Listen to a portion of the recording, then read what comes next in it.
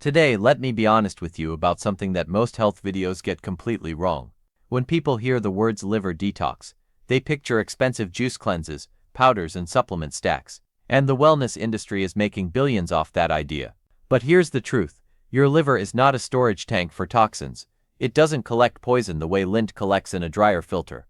Your liver is a living, dynamic organ that is working right now, every second, neutralizing, packaging and eliminating harmful compounds from your bloodstream.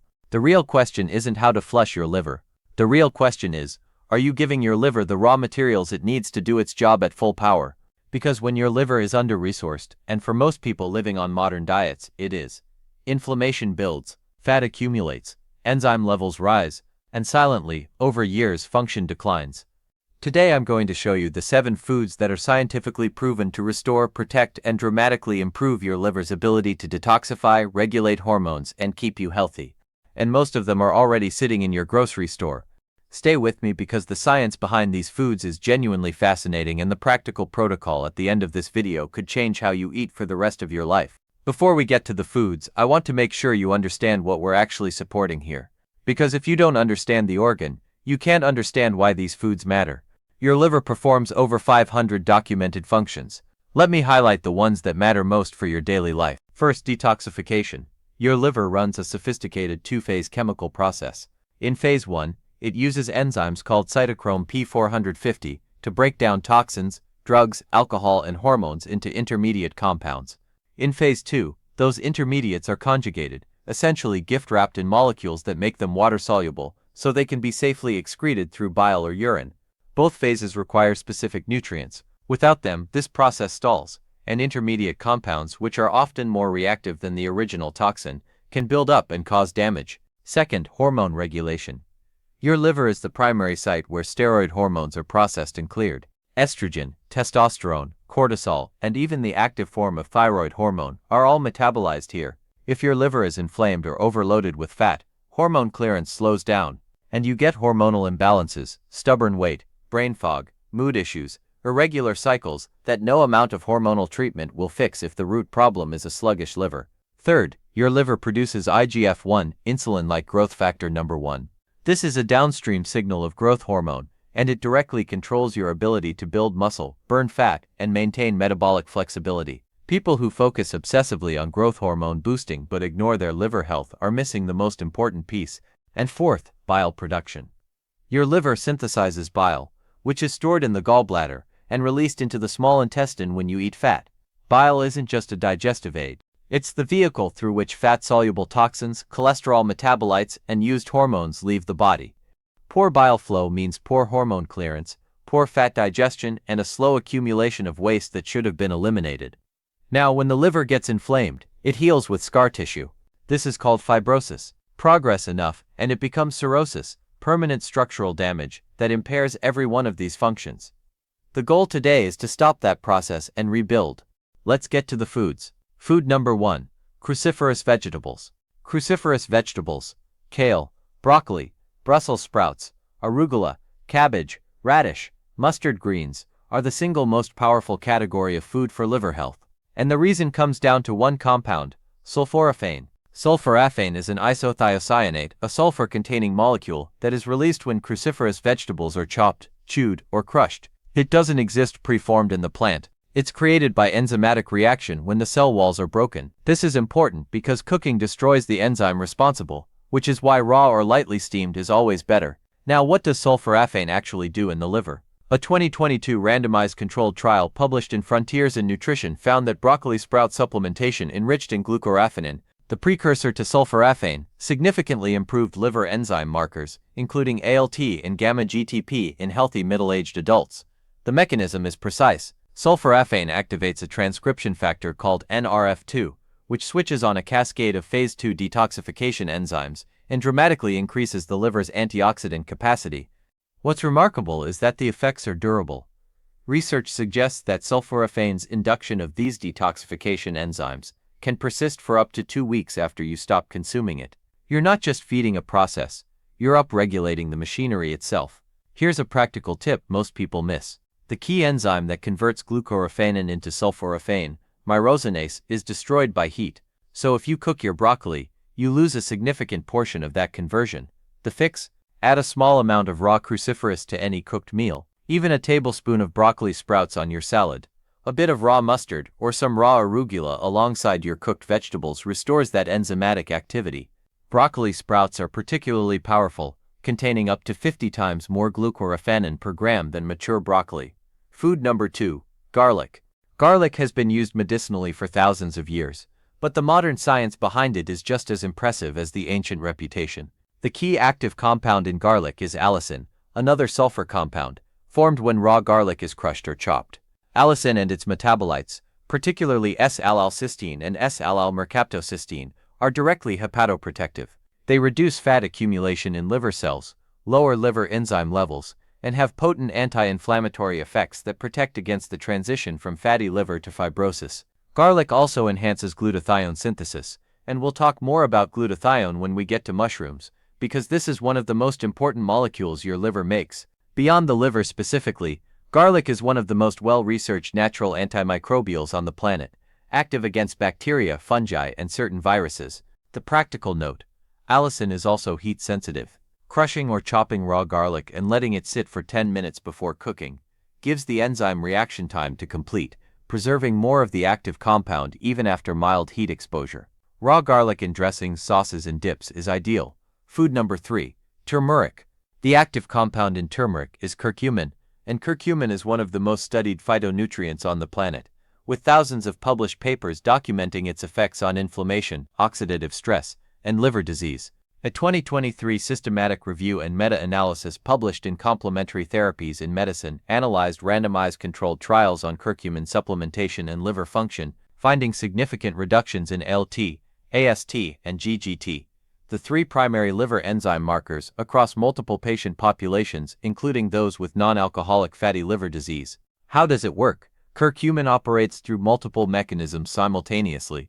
It directly inhibits NF-κB, the master regulator of inflammatory gene expression. It activates NRF2, the same pathway sulforaphane uses, boosting the liver's antioxidant defenses. It stabilizes mitochondrial membranes in liver cells, which is critical because mitochondrial dysfunction is an early driver of both fatty liver disease and hepatocellular damage, and research suggests curcumin can chelate certain heavy metals, including lead, cadmium, and mercury, facilitating their removal from liver tissue. Now, here's what most people don't know about turmeric. The bioavailability is low without fat and black pepper. Curcumin is fat-soluble, meaning it absorbs poorly in a fat-free environment.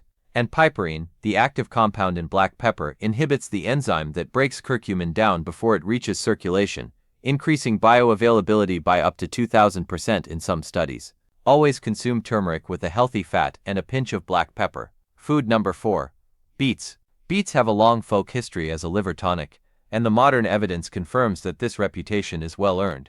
Beets are rich in betalains, the pigment compounds that give them their deep red-purple color. These compounds are potent antioxidants and anti-inflammatories, but the most liver-specific benefit comes from betaine, also called trimethylglycine, which is abundant in beets. Betaine is a methyl donor. It participates directly in a process called methylation, which is required for phase 2 liver detoxification. Specifically, betaine supports the conversion of homocysteine to methionine, reducing homocysteine levels in the blood, an independent marker of liver stress and cardiovascular risk. Research suggests betaine supplementation can significantly reduce liver fat accumulation and lower elevated liver enzymes in patients with non-alcoholic fatty liver disease. Beets are also hepatoprotective at the cellular level. Their antioxidant compounds reduce lipid peroxidation in liver cells, slowing the progression from simple fatty liver to the inflammatory stage called steatohepatitis.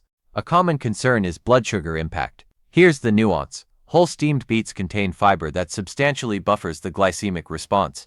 A half cup of cooked beets contains approximately 6.7 grams of net carbohydrates. That is not alarming, and when paired with protein and fat, the glycemic load drops further. Juicing beets removes the fiber entirely and concentrates the sugars, so stick to whole or steamed. Food number 5. Mushrooms. This one surprises people. Mushrooms are not glamorous. They don't have the marketing budget of superfoods like acai or matcha. But from a liver health perspective, they belong at the top of the list. Mushrooms, particularly turkey tail, oyster, shiitake, and reishi, are among the richest dietary sources of glutathione, and glutathione is the master antioxidant of the liver. Let me explain why glutathione matters so much. Your liver cells produce glutathione internally. It doesn't just come from food. But the liver can only make glutathione if it has enough precursor amino acids, specifically cysteine. When the liver is under oxidative stress, from alcohol, medications like acetaminophen, processed foods or chronic inflammation, glutathione gets depleted faster than it can be replenished. The result is a liver that cannot adequately neutralize reactive oxygen species, leading to accelerated cellular damage. Eating foods rich in glutathione and its precursors, including mushrooms, helps sustain the liver's antioxidant reserves. Turkey tail mushroom specifically also contains polysaccharopeptides, including PSK and PSP, which have documented immunomodulatory and hepatoprotective effects. Research suggests regular mushroom consumption is associated with lower incidence of liver disease and improved outcomes in patients with existing hepatic conditions. Cooking mushrooms is fine. Unlike cruciferous vegetables, the key compounds in mushrooms are not heat sensitive. And unlike many plant foods, mushrooms provide a meaningful amount of glutathione, a unique antioxidant amino acid that the body cannot synthesize and that appears to specifically protect mitochondria in liver and kidney cells. Food number 6. Avocados. Avocados deliver for the liver through several distinct mechanisms, and one of them involves glutathione. Again, avocados are one of the few whole foods that contain meaningful amounts of preformed glutathione. They are also rich in oleic acid, the same monounsaturated fatty acid found in olive oil, which has direct anti-inflammatory effects on liver tissue, and they provide glutathione precursors, particularly cysteine, which helps the liver sustain its own production. Beyond glutathione, avocados contain a unique compound called D-manoheptulose, a 7-carbon sugar that research suggests may improve insulin sensitivity, reduce liver fat, and lower inflammatory markers in the liver.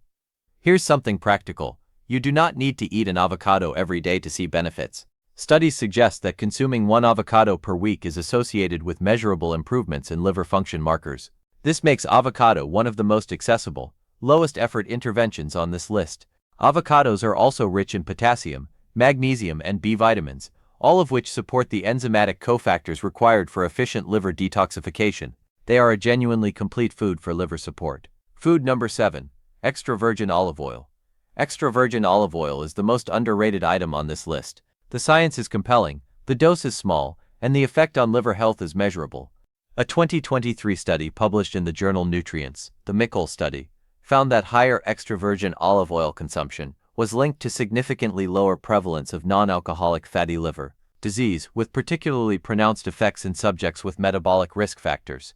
The mechanism, oleocanthal and oleacine, polyphenols unique to cold-pressed extra virgin olive oil, inhibit inflammatory enzymes including COX-1 and COX-2, the same targets as ibuprofen, but without the hepatotoxic side effects. A separate systematic review of clinical trials found that extra virgin olive oil consumption was consistently associated with significant reductions in ALT and AST levels, the primary markers of liver cell damage, across multiple patient populations.